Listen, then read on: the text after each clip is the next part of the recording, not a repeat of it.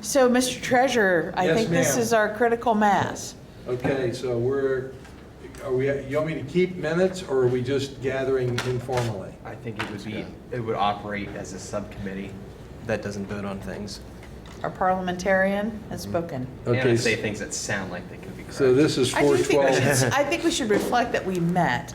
We couldn't vote because we didn't have a quorum. Okay, so 412, we convened as a subgroup of the FAC with, No, it's a 412, is that the time? yes. Oh, You wore a watch.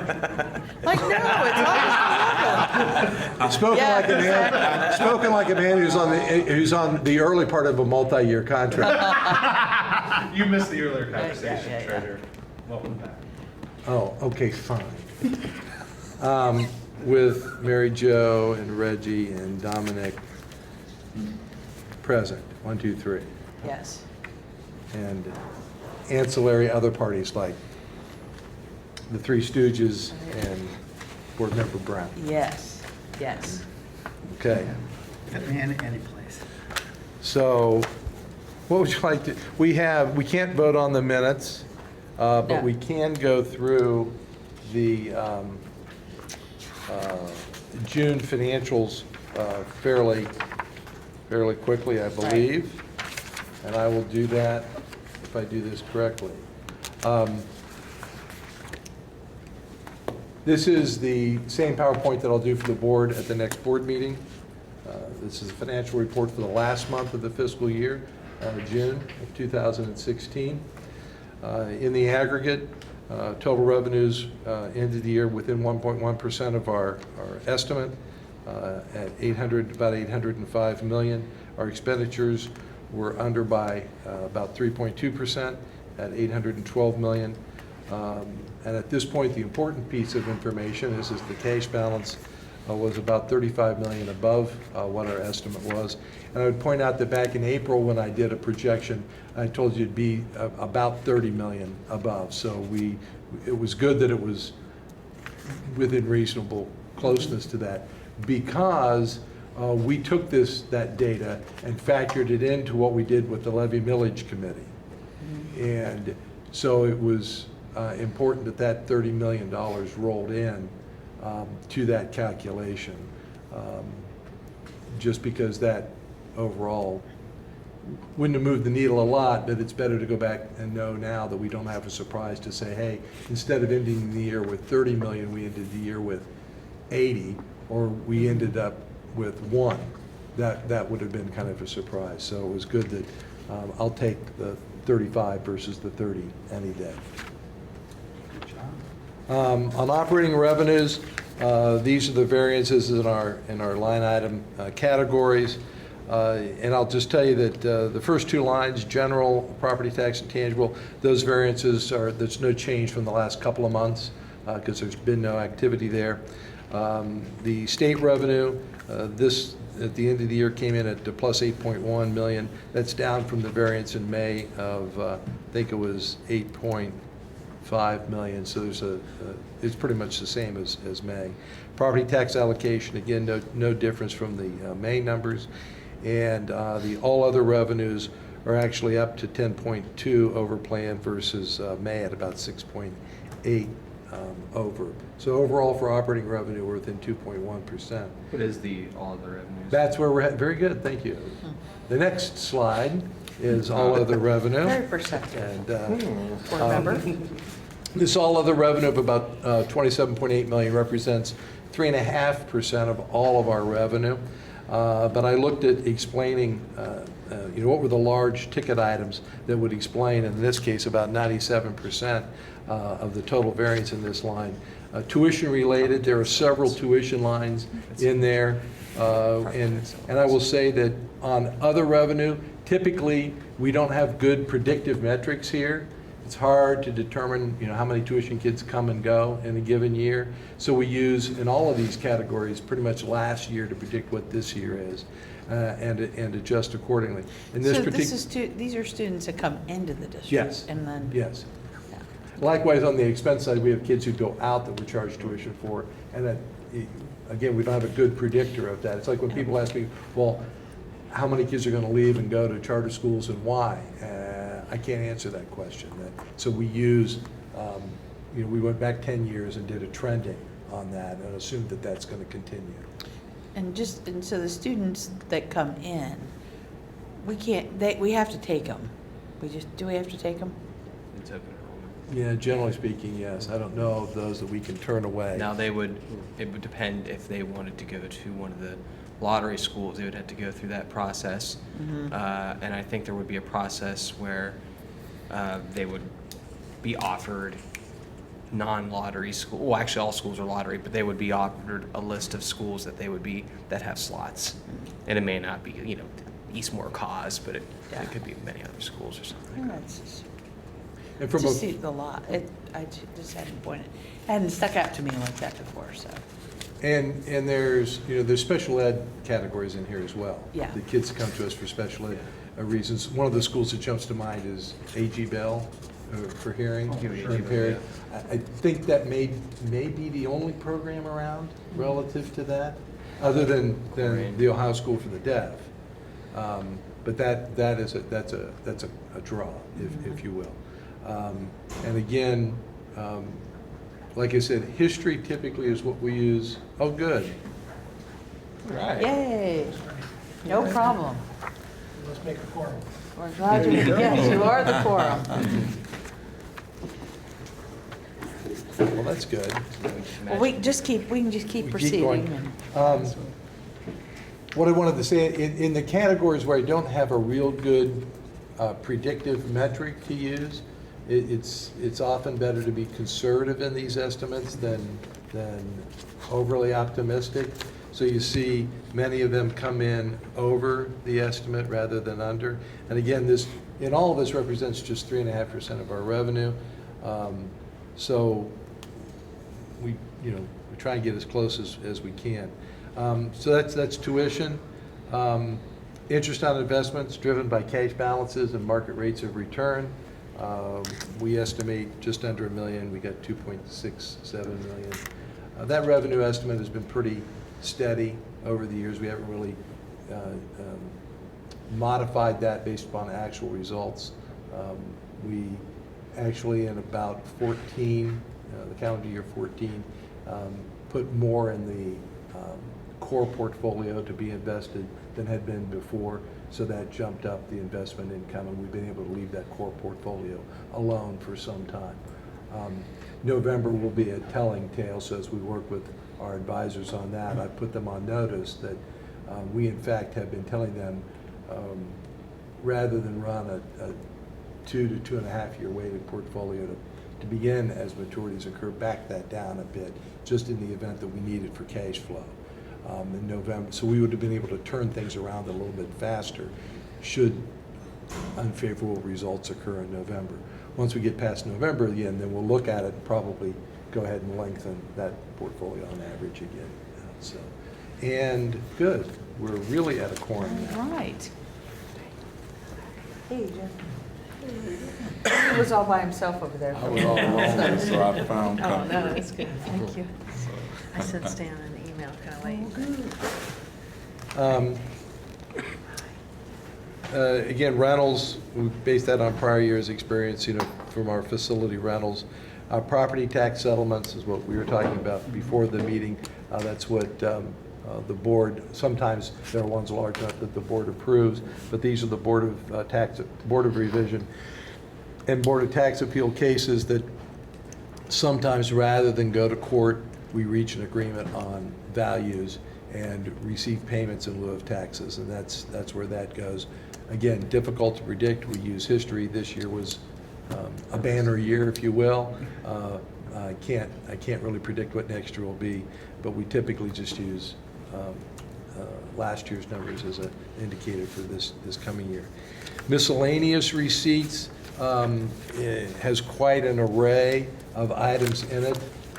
All sorts of refunds that we receive from a variety of sources that oftentimes are one-time items and or are pass-through items. For instance, there are some payroll items where we make deductions. They go out and for whatever reason, they come back, so we have to run them through our books and refund them. So that's a kind of a rotary account. The leading items, I put it in the MD&A, the leading items, an energy incentive for $26,000, a fuel tax refund for $77,000, reimbursement for field trips, about $34,000. So that's in the MD&A, the big ticket items there. In the other, that's the other of the other, if you will, category. Revenue for and on behalf of the school district, that, oh, I'm sorry, I skipped the line. The unrestricted grants and aid, federal through state, are the Medicare reimbursements. They've ranged from $1.5 million to this past year at about $4.3 million. For 14 and 15, they were around $2.8 million. So that's why we had $2.8 million in there.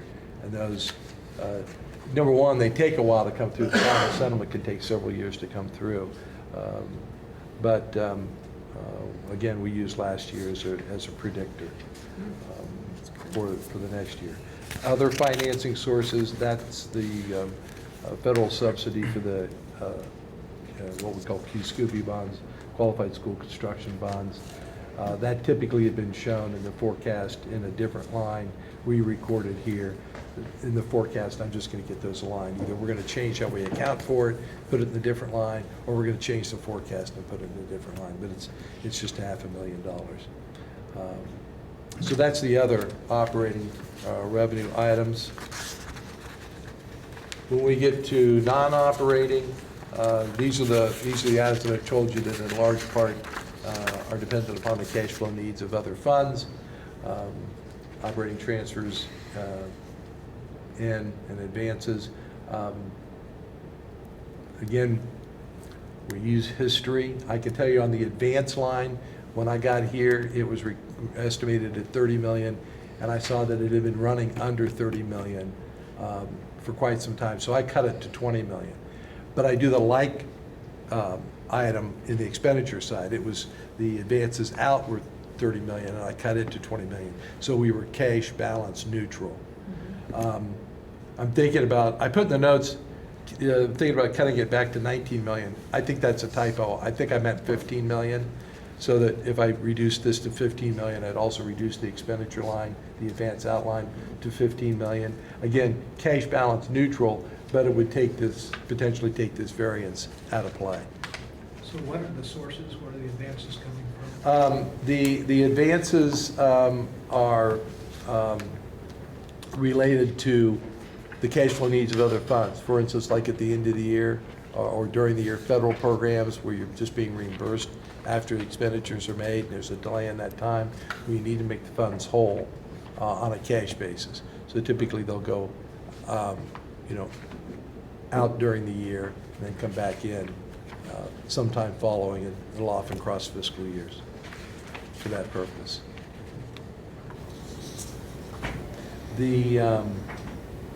Well, I'll get to what the transfer outs are when we get to expenditures. So all in all, it worked out to be a variance of $8.5 million at 1.1%. Just a graphical representation to show you a couple of things. Not only the relationship between actual and estimate, where the red bar of actual is exceeding the blue bar of estimate, but also to show you that operating versus non-operating expenditures, that non-operating is a rather small piece of the overall picture. Getting to the expenditure side, personnel has continued and finished the year pretty much where we expected at about 4.2 million under plan, and that's less than 1%. I mean, that back in 2014 when I arrived and we did our first forecast, I felt there was too much wiggle room, or whatever you want to call it, in that number, and we backed out about $6 million out of that projection. And then I also, in the projection, if I had that, for lack of better, is there a better term, Tim, other than wiggle room and a projection? adding a little bit of a cushion in the first year, I would take that out of the second year so it didn't exacerbate itself. So if you have a $5 million cushion in 1 year, at the end of 4 years, that becomes $25 million. I didn't want that to happen. So I allow that cushion to exist just 1 year, just the current year at a time. So for forecast purposes, I put it in, but I take it out when I go into the future years to use the last year plus some to carry that out. I don't know if that makes any sense, but it helps, again, not exacerbate things too far out into the future. That's especially critical when it came to like the levy millage planning, to know that a $5 million favorable variance this year doesn't necessarily mean a $25 million favorable variance when you get to the end. Okay. Purchase services, having broken that out for charter schools, just under 10% under at 51 million versus 56 million estimated. Charter schools finished the year pretty much where we thought they would, 3.8 million variance. We handled that expenditure differential with other available appropriations from other lines, so we didn't have to increase the appropriation at year end. All the other lines came in under supplies, materials, capital outlay. I do some detailing in the discussion as to what the contributors are to those variances. I do note in the discussion, for instance, in purchase services, while they ran about 5.3 million under, there is almost 4 million in encumbrances that carries forward out of that appropriation into the next year. You have like situations for supplies and materials where there's about 4.5 million in encumbrances that carry forward. Yeah, and typically you roll forward the same amount, so it should be cash flow a wash, but we have to watch that so that, for instance, textbooks was a good example. What year was it? 16 or 15? Fiscal, I think it was fiscal The beginning of 16. Right. yes. We actually increased the 15 appropriation by about 4 million and change. That's right. Didn't expend it, but we had to increase the appropriation in order to encumber it. But then when you looked at the appropriation for 16, the appropriation wasn't the right number to base your expenditures on because we knew we had this large encumbrance coming forward. So we increased the cash flow, the expenditure part of it, but not necessarily the appropriation. So that, in those categories where there's an encumbrance, kind of an abnormal encumbrance that rolls from 1 year to the next, you have to make that adjustment for cash flow purposes. But typically the encumbrances from 1 year to the next are pretty similar, so that doesn't happen. But I just do know that what those amounts are so that those are rolling forward to be spent in the next year. Let's see, operating transfers out as we, this graph, I just updated it. We talked about the supplies and materials variance and how it was jumping around because I really didn't project the warehousing function properly. Well, they end up at the same point. Just month to month looks different. So we smoothed it out, but we got down to about that $6 million variance number that we thought we would in that line item. On the non-operating expenditures, again, operating trades. On the operating? Yes. Capital outlays, it just feels like we've got a huge demand for improvements and repair and all that type of thing, and talking about, how do we fund that, and then to underspend it, why would that occur? On capital outlay, we also had another $1.5 million encumbered at the end of the year, which takes that underspend down. And I don't have any particular item that jumps out. I know the large contributors to the $3 million were a little over $800,000 for building-related capital expenditures, and then just under $1.1 million for technical equipment that was under. And not having gone back to budget managers and say, well, you were appropriated this, but only spent that. I don't have an explanation whether they changed behavior or simply encumbered it and are going to wait and spend it in the Scott, following do you year. know? Scott, do you have a Those sense are of? conversations that we're having. So what we do is, once we finish the year, go through those reports. So it's just, right now is a tough time to get folks as they're prepping and doing all the back-to-school sessions, but they're reviewing those final reports. It at this almost point. feels like a mid-year or, at the end of the third quarter saying, are we making sure we're utilizing those funds because there's so much demand for it? And we actually report that out to them on a quarterly basis, and so that we have them review that to make sure to see if there's anything there. Obviously, now they're looking at the year-end stuff. That's a great question. I was gonna ask the same, or a similar question on the next, like, looking at the next slide. This one, No, go back, This this one? one. supplies, materials. Because what it looks like is we ramp up and get ready for school, and then buy a lot. And then, we don't buy anything, and then kind of, it's almost like, well, let's hold it, oh, look, we've got money, let's spend it right before the end of the year. Yeah, that red line doesn't really represent that. That's that comparison to the warehousing function. So this really isn't a month-to-month explanation of supplies and materials. There's a graph for total expenditures later that better explain non-personnel Okay. expenditure-related items, but not down to this detail. But I understand what we will probably morph more into is monitoring this might be my terminology and it might not be correct for Munis, but our current expenditures are comprised of two pieces. What I call prior year expenditures, that's those things that were encumbered last year but don't arrive and aren't paid for until this year. That's a piece. They are generally represented by all the outstanding encumbrances at the end of a year. But not 100% of that gets spent. The rest of the current year expenditures are true, appropriated this year, orders issued and received and paid for in this year. And that's what your board appropriates in a given year. But not all of that is expended. Some of that remains as encumbered and carries forward to the next year, and some is simply unexpended.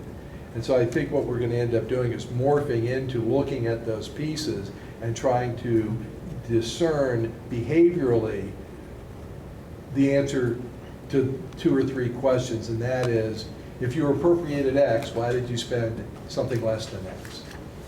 And it may, you're budgeting on an accrual basis and accounting on a cash basis, what it sounds like. And so how do you might want to show how you reconcile that, or, so And it generally becomes speaking- obvious, and Yeah. maybe this graph doesn't help us because it really doesn't. And generally speaking, if you bring over 8 million in encumbrances and you carry 8 million at the end of the year, Then it's a wash. you don't care. Right. When that difference occurs, then it highlights the potential behavioral difference. I still like to know, and have begun to kind of track that, take a look. We just haven't done a deeper dive into it. But that's mathematically how it works. Sure. I think the other thing is just it's a critical line item. So, something that's been explained as a need to not see it spent, there may be timing differences, but because of the nature of the line item, you would think it would be utilized in the time. Yeah, I would agree. And in those discussions, what I would want to be careful of, and I'm sure Scott does too, is that we seek an explanation and not create a use it or lose it That's correct. kind of That's right. mentality, because we don't want that. Right. We, then they're rushing to we use want it. this to be. Yeah, that's what I was- If it's an actual need That's right. that you set at the beginning of the year, then at the end of the year, if you didn't do that, That's we right. want to know, why didn't you do that? That's right. I think you have to ask that question very carefully, That's right.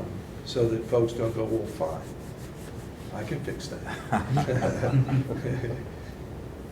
Well, I'm sorry. Well, it then- I didn't mean, but I mean, that's behaviorally what can happen, and governments are notorious for that.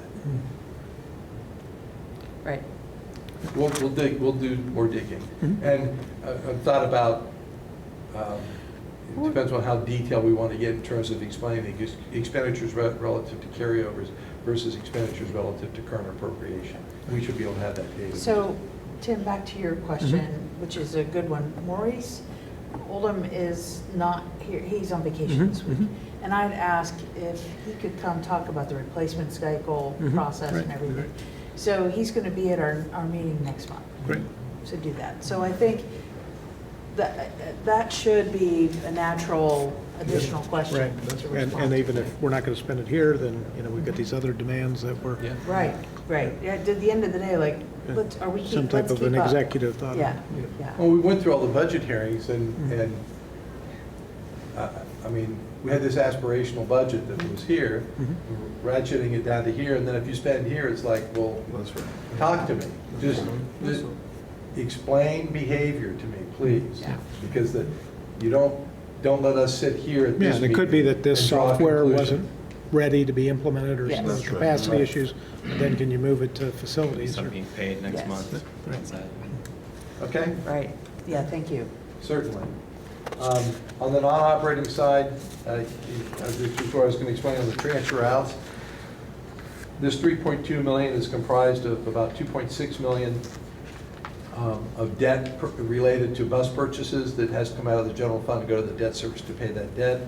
And then annually, the district supports the athletic fund to the tune of about $642,000. That amounts, is that remained pretty much the same from year to year? So that's what that's about. Advances out of the other side of advances in, and that's the line item that in this next forecast, we may reduce it to 15 million.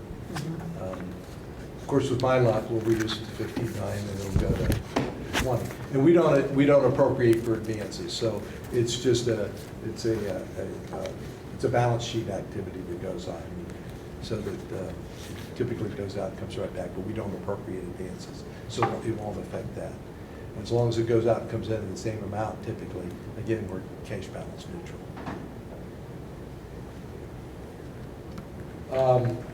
Here's your monthly flow, month to month. Somewhat to Mary Jo's question about, look at the red line here for non-personnel.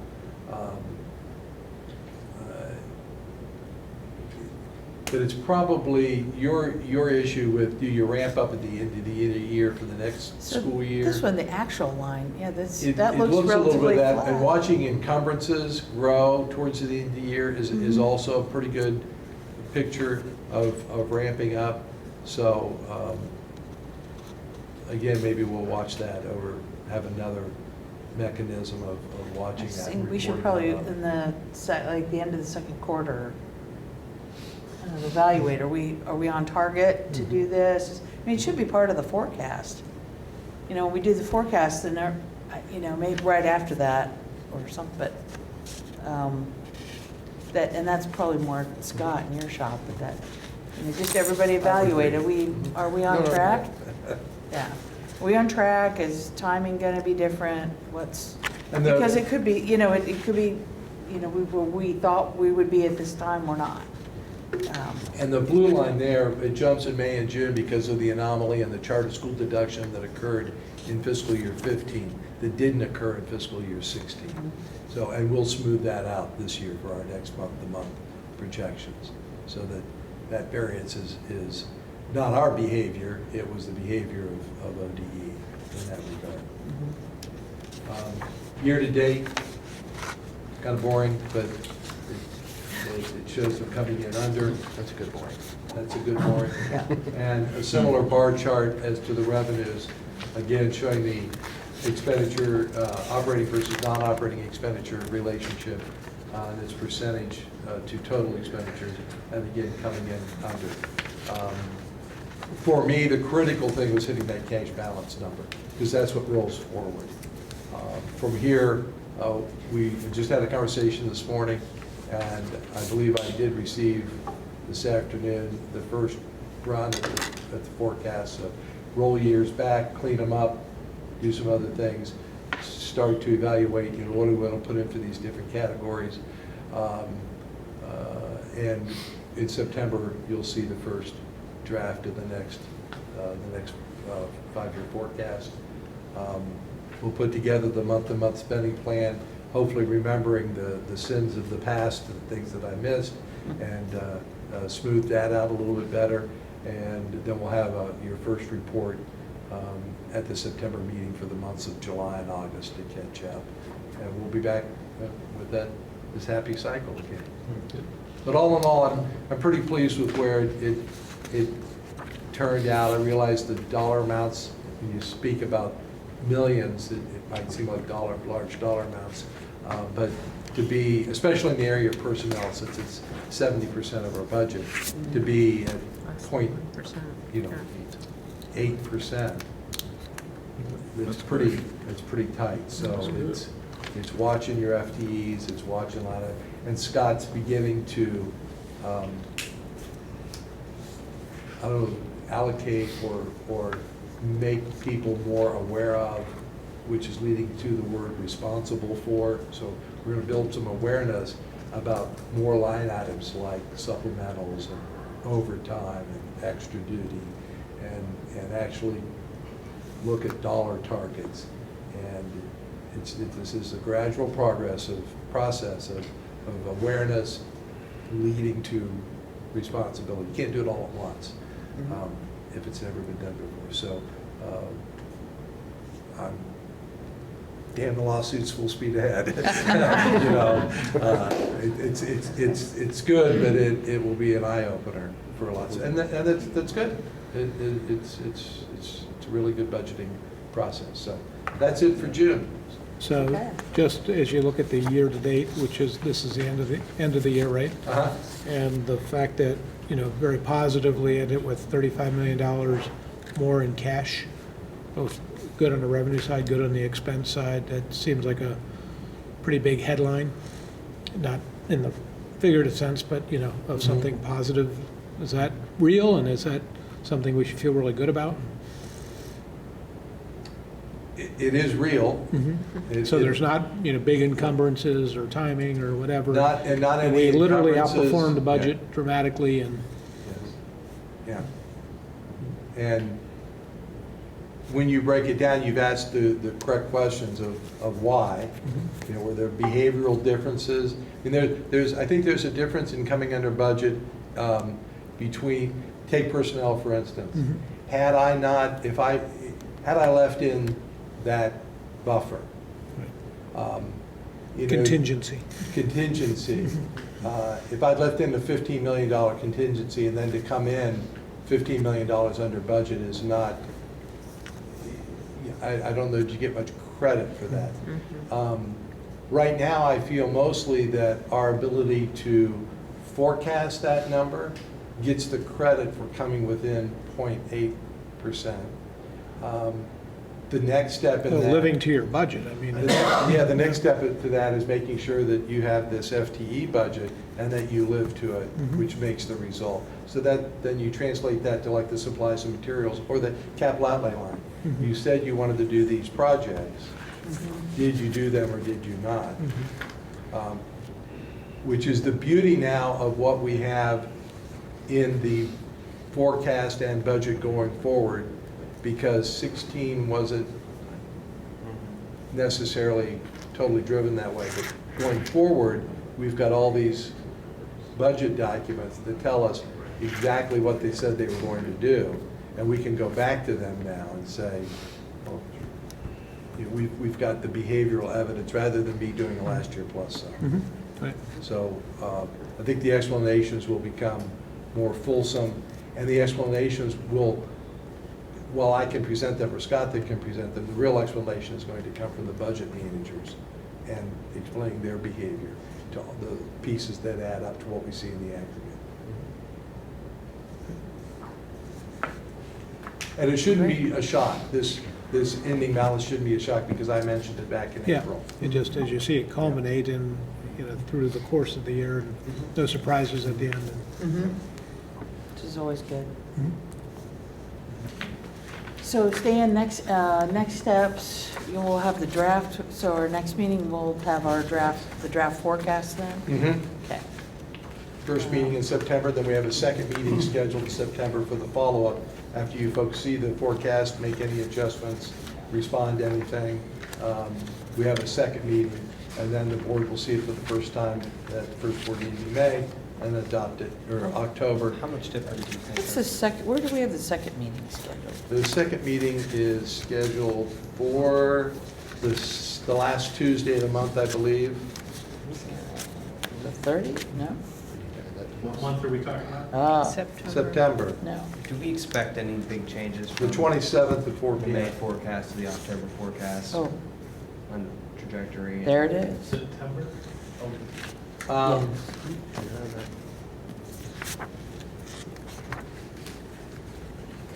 Dom, can you repeat your question? So Sorry. when the October forecast is finalized and how much, is it going to be similar in projection to the May forecast? Is it going to? Based on what we're seeing here, it should, Last Tuesday. there shouldn't Should be be. wild swings. Should be Right. pretty close. Mhm. Things that dance in my head are redoing the personnel number. You know, we do it once, live with it for a while. You get to May, you know, you can do your projection to the end of the year. And then, you know, we need to do it again and make sure that come September, and it's really tight because September is when we see the first real payrolls with hopefully the new personnel Mhm. and all the bumps that you know, step increases or whatever, that happen. Then we actually get to see a payroll run come out to make sure that when we did our estimates, that this is, you know, these in line. So it's kind of right on top of putting the forecast together. That's a big one. You know, all the other little tweaks that we've done here that we're seeing. I don't see any large ticket item to upset the apple cart right now. I'm thinking, I know I just had a meeting recently with the healthcare folks and our healthcare premium cost increases. And the topic there was the Affordable Care Act and the penalty, the Cadillac tax that we're gonna have to pay. Didn't that get, isn't that? It got delayed, it's- but it's in the forecast. And so that number I wanna make sure, but that's not it's not a large number. Mhm. You know, I think we put in 6, 7, 8 million, somewhere around in there. And I want to say the number we saw as a penalty would be, was it smaller than 6, 7, 8 million? It was smaller. Well, that was accounted for when we talked about it at levy millage, it was Mhm. accounted for in those numbers. Yeah, we've taken that into account in terms of the delay, but I mean, the absolute dollar amount may in fact Yeah. be smaller. I'm looking for like a $50 million ticket item that would really have a huge impact. With all due respect, when you're talking about 820. Don't look for one. Well, I want to hunt. Yeah. I want to make sure that everything, you know, we don't Yeah. see a real large impact. And I don't see anything quite yet. So it should Should look be similar to May. pretty similar. Mhm. Okay. I'll know here in the next couple of weeks. If I'm not here for that meeting in September, Leaving too. I'll give you a heads up, I'll need to know. Yeah, There, we have been so, I think it's pretty close forecast to forecast. And where it has changed somewhat dramatically, we've had an explanation. Yeah, state revenue numbers, big impact. Yeah. charters. Things like that, so. So why don't we turn to, then we'll go back to our minutes in a minute, but the levy millage committee recommendations. Do you have a slide or anything? I don't have anything to present from the committee. Didn't know exactly what you wanted to talk about that. I think that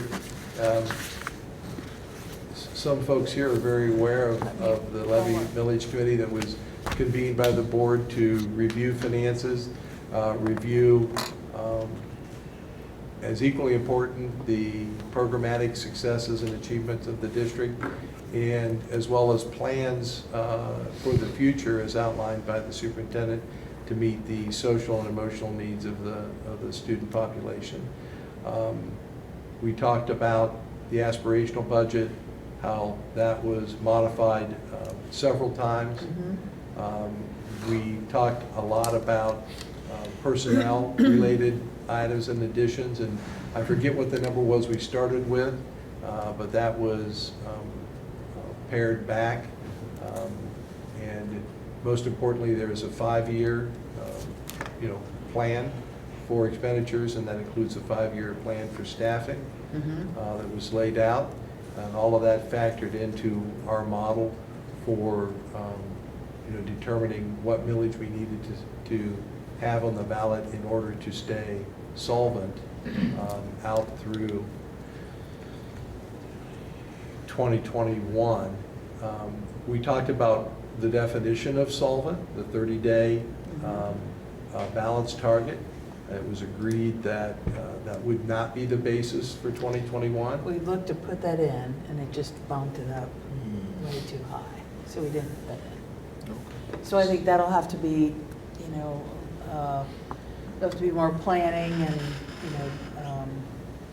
kind of belt-tightening planning and deliberate planning as we go along. So 2021, when we plugged in numbers, was to go positive, and positive was $300,000-$400,000 in this projection. Looking out that far, Scott and I were comfortable with that. I think the discussion around the 30-day target balance was highly appropriate in that it put it in its proper perspective, in that we see it as a target, but most importantly, we see it as a flag, a metric to use, that as we approach that 30-day balance in a projection and certainly in actuality, that's a sign that we need to change our behavior. We need to change that revenue expense relationship in some way.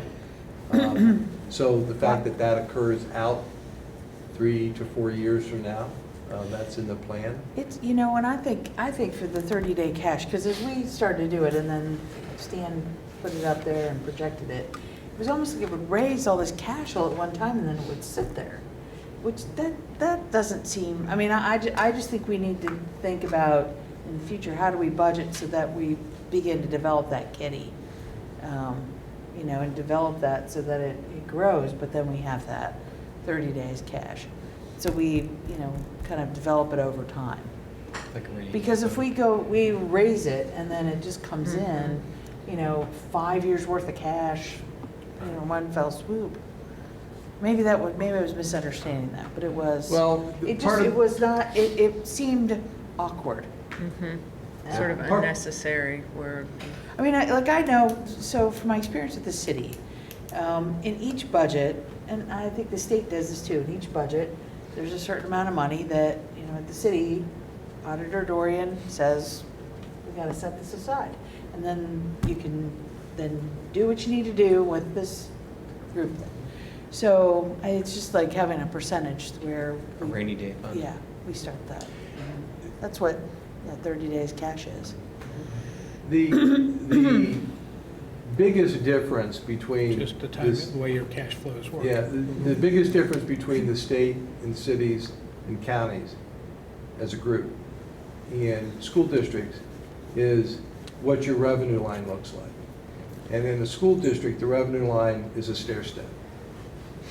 It's not an upward sloping line, it's a stair step. So that you do get all your cash, so to speak. You get this shot in the arm at the beginning. And as that levels out, overlay that with an upward sloping expenditure line. And when they cross, your cash balance begins to decline. And that's not necessarily the same kind of graph that you would see in an income tax revenue generated situation, or a sales tax revenue. generated situation that are generally upward sloping in positive economic times, Right, and- that they move kind of together with one another. So building a balance over time, short of segregating it into another fund, would be one way to do it. But the general fund balance over time will look like that. It'll look very spiked and stair-steppy. So More to, I don't want to belabor the point It's right okay. now, but that was one piece of it, so. But it's 6.2 mils total, which is about 18% increase. And it has an operating component, and then bond, 125 million. 125 million. And that will go to addressing deferred maintenance. Great. And then a permanent improvement levy, which will be earmarked for additional deferred maintenance. Great. And then as Reggie and I were talking before the meeting, and then what we'll do is have Maurice Oldham come in next month and talk about the replacement schedule. So it's developing these numbers, and we went through, Tim sat through this, and as did Dominic and Eric in June, but we went through, Stan and Scott and team crunched a lot of numbers. So it doesn't take care of all of the deferred maintenance at one time, but it really does make a good dent, and it puts a replacement plan in place, so that we're looking at, trying to knock out as much as we can.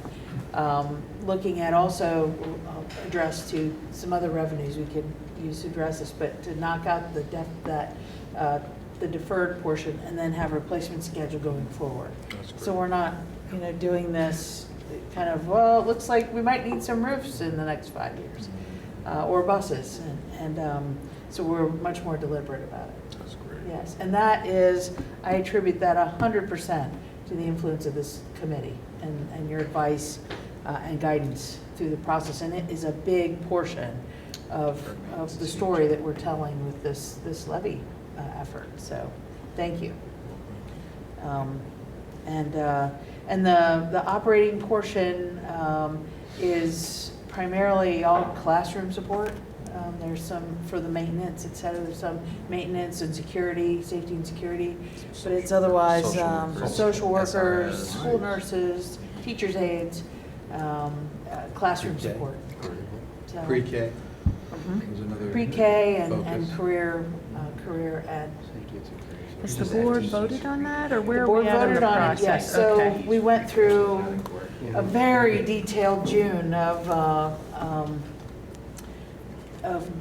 analyzing all the options. There was a committee of folks from all of the community that participated with that. And then the board considered some of those options and ultimately voted on the 6.92 package, which was the smallest of the packages. Now, we did have, Alex came and presented on the facilities master plan effort, and that was about replacing the number of buildings. That would have, there was a proposal to add on a mill and a half, I think, or two, to begin that process. Did not include that. But that process, it's updated now, our capital planning. And so there's still a lot of work to do, but what it does is identify, here are the buildings we do know now, there's another group of surplus buildings that we are not going to use.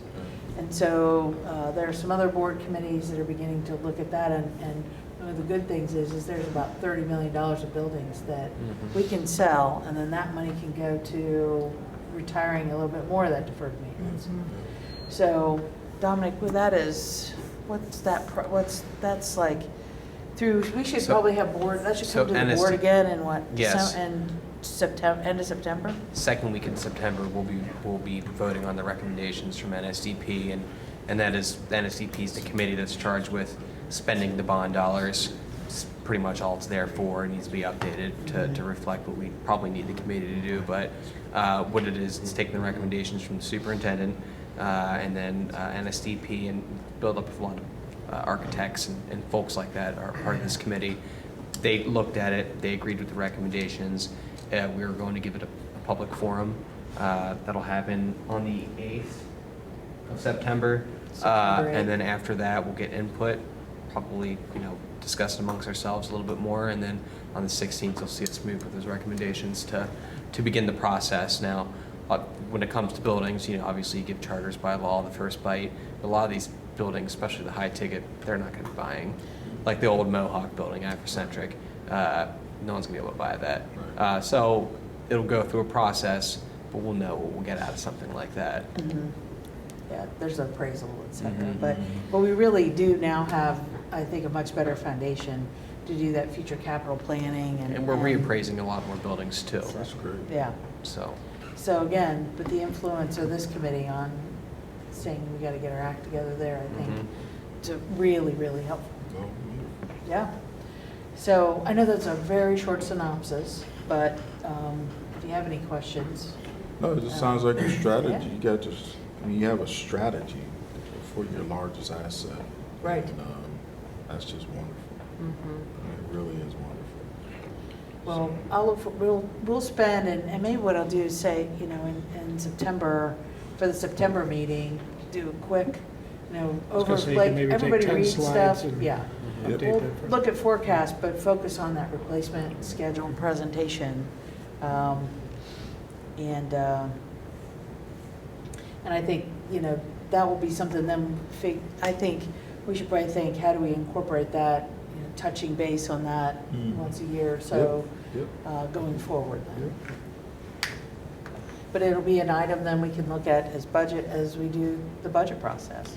Yeah, so assuming the levy passes, that'll get incorporated into your new budget, so we'll be able to see how that's, at least from the balance sheet, how it's trending, right? You won't see it in the October forecast. You're right. Right, We no, got- it'll be, I'm sorry. We gotta vote it'll be, first. assuming it passes, it's probably You'll update your forecast You'll update your after the forecast. election based yes, on. Yeah. yes, Well, we should The probably, potential successful yeah, right. so yes, that's, we're, right now. Which was really kind of what we did in the levy planning Right, process. it's just, We took the May forecast. Right.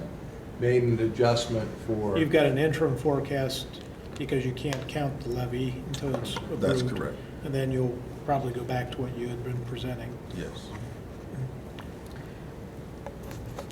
So I think that exercise also kind of showed here's where we go if it passes, and there's some scenarios if it would not. So nothing is a given. So we've got a lot of work to do between Right. now and November. He's an optimist. I'm an That's optimist. good. So to the extent Let's hope folks it does ask, pass. please let them know. But, Yes, ma'am. So with that, I think maybe that segues to 18 budget. It's hard to even think about that, but I know. Scott has his next budget prep line. He's already And I've, at and it. I've already made changes to it because I forgot about the second meeting in September. So It's all I've got right. to tweak that one. You don't have to go over each line, No, but I think it pretty much follows the same flow as it was last year, just with some updated dates in there.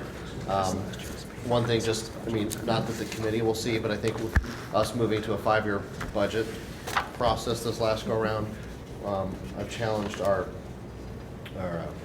senior leadership team to kind of infuse their departmental timelines. We now have an internal document to try to formalize that a little bit more for them. So in order to hit these dates, what is it that you need to do in business operations and academic services so that things don't sneak up on anybody? So we're trying to be a little more formal in that process. And then there's obviously some more internal meetings that we're now having to get at the things like Tim was talking about, that now not just having all 85 of our departments look at their budgets, we're bringing those together and having quarterly budget meetings with the senior staff to go, hey, let's look at academic services. What are those things? Are we on track? Do we have new things we need to account for? Or the things we planned for that we're now not going to do, and we can shift things around? We're having some more of those quarterly budget meetings, more than what we did in the past, but it's just kind of, as Stan said, it's that next phase and just keep continuing to take it to that next level, so. Great. So we'll have that to look forward to, but we don't have to deal with it today. It's coming. So, So if we could, let's go back real quick, and we have minutes back from our May 12th meeting, my mom's birthday. So we have our minutes from the May 12th meeting, so just to catch us up, does anyone have any comments for those, on those minutes? So is there a motion to approve the minutes? So moved. And a second? Second. Okay, all in favor? Aye. Any opposed? Very good. Anything else to come before the committee? Do we need to formally call it to order, or are we okay? Oh, I think we're okay. Oh, okay, okay. Yeah. So, Mr. Treasurer, do you have anything else for the good of the order today? I do not. All right. Well We're ready to then, go. do we have a motion to adjourn? So moved. Okay, and a second? Second. All right, very good. All in favor, let's adjourn. Aye. That's good stuff. Thank you. That's good, yeah. Yeah, good year. Thank you all very Good much. job. Yeah. I This, was-